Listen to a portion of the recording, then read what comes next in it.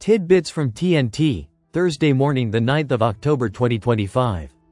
Listen to the full version on the official dinarreport.com website and become our supporter on Patreon. TNT. Tishwash, the International Development Bank sponsors the FAO Port Summit. The International Development Bank announced its strategic sponsorship of the FAO Port Summit, stressing that this participation aligns with its vision to support Iraq's efforts to transform into a leading regional logistics and trade hub.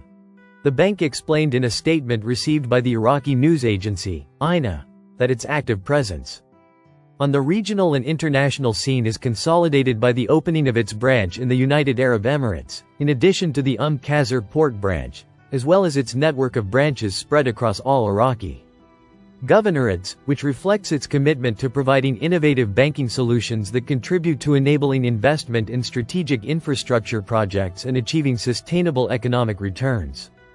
The bank affirmed that its sponsorship of this important international event represents a practical step towards consolidating its role as a trusted financial partner, putting its banking expertise at the service of major national projects, most notably the Grand FAO Port project, which represents a fundamental pillar in the future of the Iraqi economy. Tishwash, the Prime Minister, chairs a meeting to follow up on mechanisms to support banks in implementing infrastructure and development projects.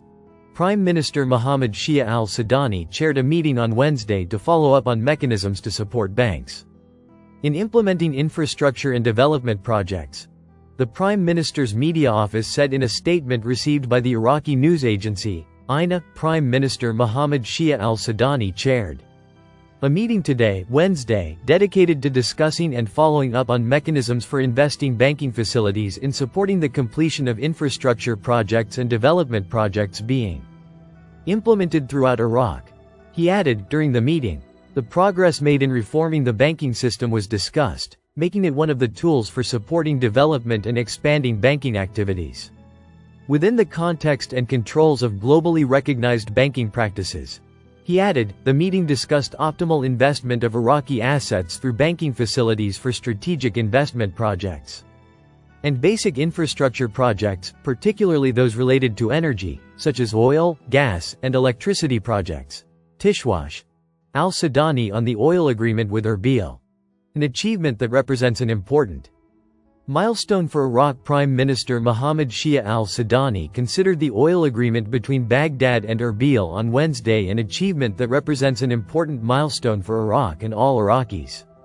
His office stated in a statement it received, IQ, that the Sudanese met, today, Wednesday, with representatives of the company HKN. American Energy welcomed the investment partnership of the company HKN in Iraq. He considered it a positive indicator that reflects growing confidence in the country's investment environment.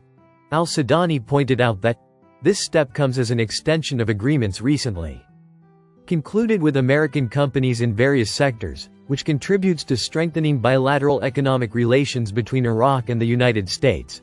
He expressed his appreciation for the role of the company HKN in completing the recent agreement to export oil from the Kurdistan region of Iraq and facilitating the reopening of the Iraq-Turkey pipeline, as an important station in developing the energy sector, enhancing sovereignty and fair management of wealth, ensuring that the Iraqi people benefit from their national resources, stressing that this achievement represents an important milestone for Iraq and for all Iraqis. Tishwash, al-Sudani and Barzani agree on a U.S.-sponsored financial deal. Iraq is losing its wealth to Erbil. Recent amendments to the Iraqi budget have sparked widespread controversy over the granting of illegitimate financial privileges to the Kurdistan region, amid accusations by MPs and government opponents of foreign influence over the country's financial policies. Amid ongoing disputes between the federal government and the Kurdistan region over the distribution of financial resources, the budget amendment has intensified criticism, with Kurdish officials accused of exploiting public funds for personal political gain. Political deal or constitutional amendment? Independent MP Yasser al-Husseini criticized the passage of the budget amendment, describing it as serving foreign agendas at the expense of national autonomy. He added that the Kurdistan Democratic Party, KDP, tends to prioritize its partisan and personal interests over the fair distribution of funds among citizens in the region. Al-Husseini told Al-Maluma. Talk about autonomy and adherence to the constitution is unrealistic in light of the weakness of state institutions and the efforts of some parties to please the US at the expense of the interests of the Iraqi people.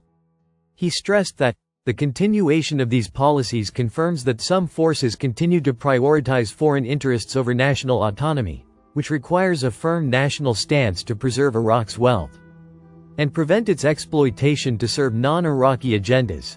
Financial flexibility raises concerns in turn. Economic researcher Abdul Salam Hassan Hussein pointed out that the budget was designed with great flexibility, allowing the region to dispose of oil revenues without clear restrictions.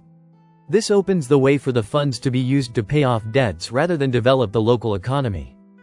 Hussein added to Al-Maluma, the constitutional laws are clear, but political pressures allow for circumventing difficult provisions and passing decisions without strict adherence to the constitution. Persistence of old crises. Observers point out that the financial relationship between Baghdad and Erbil suffers from a lack of oversight and transparency. The region has continued to manage the oil fields and deduct funds for more than 2 decades without any real change, which increases fears of a recurrence of political deals that ignore the interests of the Iraqi people.